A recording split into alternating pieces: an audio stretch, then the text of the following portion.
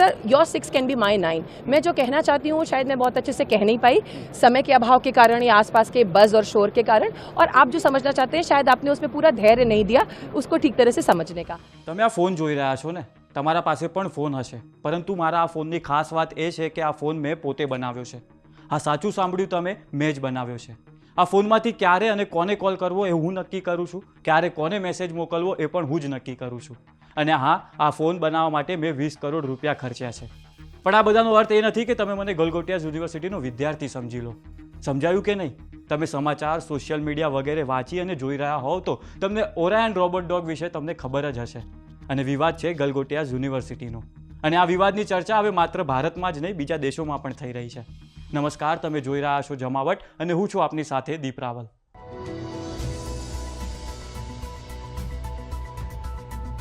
ગલગોટિયા યુનિવર્સિટીએ દિલ્હીમાં યોજાયેલા ઇન્ડિયા એઆઈ ઇમ્પેક્ટ સમિટ 2026 દરમિયાન ઓરિયન નામનો રોબોટ ડોગ રજૂ કરીને દાવો કર્યો કે તે તેમના સેન્ટરમાં વિકસાવવામાં આવ્યો છે. પરંતુ સોશિયલ મીડિયામાં વાયરલ વિડીયોમાં ખુલ્યું કે આ તો યુનિટરી રોબોટિક્સનો તૈયાર યુનિટરી GO2 રોબોટ છે.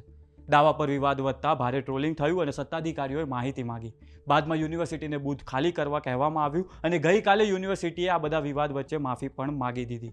પણ વાત ત્યાં પૂરી થતી નથી. વાત એ છે કે દેશની શિક્ષણ સંસ્થાઓ પર GST એટલે કે કર કે આપણે ત્યાં આટલી મોટી એઆઈની સમિટ ચાલતી હોય અને આખી દુનિયામાં આપણે બતાવવા માગતા હોઈએ કે આર્ટિફિશિયલ ઇન્ટેલિજન્સમાં આપણે કેવા છીએ.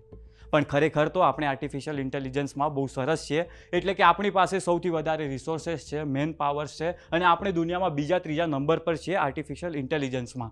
એની વચ્ચે જ્યારે આ શિક્ષણ સંસ્થાઓ આવીને માત્ર પોતાની પબ્લિસિટી અને ચમકવા માટે આ પ્રકારના પ્રયોગો કરે, પણ આ ભલે બહાર ગલગોટિયાસનું જ આવ્યું છે, પણ પ્રોબ્લેમ એ છે કે આવી બહુ બધી યુનિવર્સિટીઝ છે કે જે છોકરાઓને એમ બહુ બધું મોટું મોટું બતાડી અને મોટા મોટા સપનાઓ દેખાડે છે એજ્યુકેશનના નામ પર. અને આપણે જે પથારી ફેરવી રહ્યા છીએ ને દેશમાં, એ ચિંતાનો વિષય છે. બીજું કે આપણે એક બાજુ ક્લેમ કરીએ છીએ કે આપણું બજેટ, મને લાગે છે કે 0.6% બજેટ આ વખતનું કે જે આપણે R&D પાછળ એટલે કે રિસર્ચ એન્ડ ડેવલપમેન્ટ પાછળ વાપરીએ છીએ. તો દુનિયાના બાકી દેશો જેની સાથે આપણે સરખામણી કરીએ છીએ એ લોકો R&D પાછળ તો 4% કે 5% જેટલું બજેટ વાપરે છે.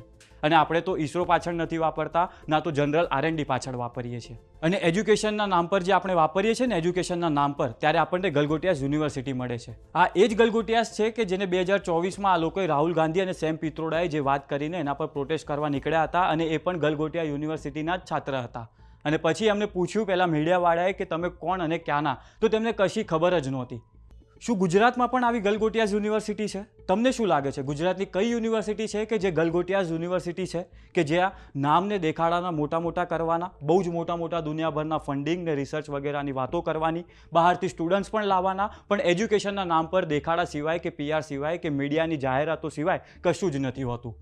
તો તમને શું લાગે છે ગુજરાતની કઈ યુનિવર્સિટી એવી છે કે જે ગલગોટિયાસ સાથે સરખામણીમાં ફિટ બેસે છે?